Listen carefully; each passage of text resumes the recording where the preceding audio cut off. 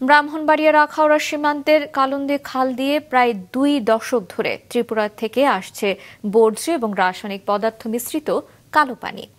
এতে একদিকে স্বাস্থ্য ঝুঁকিতে পড়েছে সীমান্তবর্তী এলাকার বাসিন্দারা, অন্যদিকে ধ্বংস হচ্ছে জীববৈচিত্র্য। আশেক মান্নান হিমেলের পাঠানো তথ্য এবং ছবিতে ডেস্ক রিপোর্ট। ভারতের ত্রিপুরা থেকে আখাউড়া স্থলবন্দর এলাকায় প্রবেশ করেছে কালন্দী খাল। প্রায় 5 কিলোমিটার দীর্ঘ এ খাল দিয়ে প্রতিনিয়ত বর্জ্য ও রাসায়নিক মিশ্রিত পানি ঢুকছে বাংলাদেশে। ত্রিপুরা রাজ্যের রাজধানী আগরতলার বিভিন্ন হাসপাতাল, শিল্প কারখানা ও বাসাবাড়ির সুয়ারেজ লাইনের বর্জ্যযুক্ত পানি পরিশোধন না করেই ছাড়া হয় কালন্দী খালে, যা সীমান্তবর্তী অন্য খাল ও জলাশয়গুলোতে মিশে ধ্বংস করছে জীববৈচিত্র্য। খালটা আমরা নর্দমার পানি পলিউটিং আসে, আমরা এটা ব্যবহার করি, আমরা জমিনও ব্যবহার করি, যাতে পানিটা সাবানের পানিটা বিষে আমরা ভেদ পাথর কিছু জল্লা টল্লা জায়গা মনে হয় এটা বিষাক্ত পানি। এটা সবাই যদি বালা করে একটু ফিল্টারিং করে ছাড়েন, সেটা সবার লিগে বালা। বিষাক্ত এ পানি ব্যবহার করে চর্মরোগে আক্রান্ত হচ্ছেন স্থলবন্দর সংলগ্ন 15 গ্রামের বাসিন্দারা। এছাড়াও সেচ কাজে এই পানি ব্যবহারে নষ্ট হচ্ছে জমির উর্বরতা।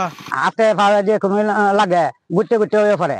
এই পানিটা খুব খারাপ, দূষিত। কালো পানি বন্ধের ব্যাপারে একটা অনেকগুলো দেন দরবার করেছিল, কোনোটাই লাভ হয় নাই। আমি আশা রাখবো যে এখন যে সরকার আছে, এই সরকারের মাধ্যমে অচিরেই এটা একটা সুষ্ঠু সমাধান হবে, আমরা পচা পানির দুর্গন্ধ থেকে মুক্তি পাবো।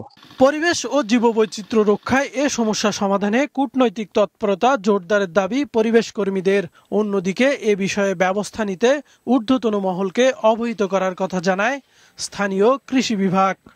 আমরা দীর্ঘদিন থেকে দাবি জানিয়ে আসছি যে এই পানিটা যেন অন্ততপক্ষে আমাদেরকে আন্তর্জাতিক আইন যেটা আছে সেই অনুযায়ী আমাদেরকে এই পানিটা দেওয়া হয়। আমরা এই বিষাক্ত পানি যেন আমাদেরকে তারা যেভাবে অবাধে বিষাক্ত পানি আমাদের দেশে আসছে সেটা যেন বন্ধ করে। এই জন্য আমাদের জেলা প্রশাসক মহোদয় এই বিষয়টা অবহিত আছেন। এটা নিয়ে সবার কিন্তু বিস্তারিত আলোচনা হয়েছে এবং প্রয়োজনীয় ব্যবস্থা গ্রহণ করবেন বলে উনি আমাদের আশ্বস্ত করেছেন। সমস্যা সমাধানে জোরালো আলোচনা চলছে বলে জানিয়েছেন জেলা প্রশাসক।